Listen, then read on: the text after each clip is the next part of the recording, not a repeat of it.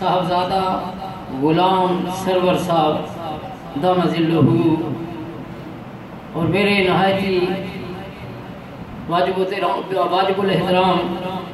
علماء کرام اور برادر مکرم جناب حاجی برکت صاحب، سامعین و ناظرین کرام ذوی الاحترام، آج کی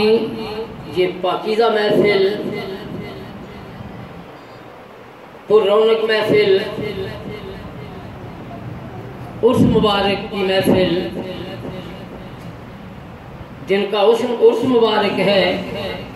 وہ معمولی ہستی نہیں، ان کا نام نامی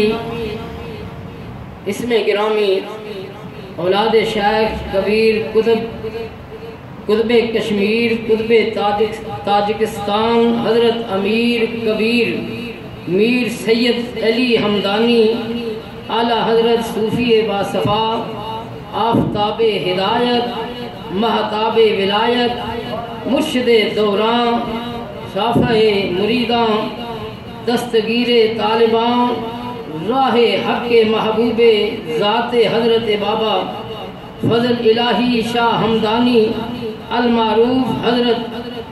سرکار فضل شاہ صاحب سرکار چھجا شریف، آپ کا عرس مبارک ہے، اور عرس مبارک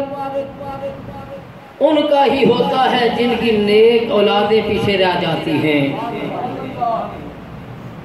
اور انہی کو یاد کیا جاتا ہے جنہوں نے اچھے کام کیے ہوئے ہوتے ہیں، دنیا میں رہ کر اللہ کا ذکر کرتے ہوئے دنیا سے چلے جاتے ہیں،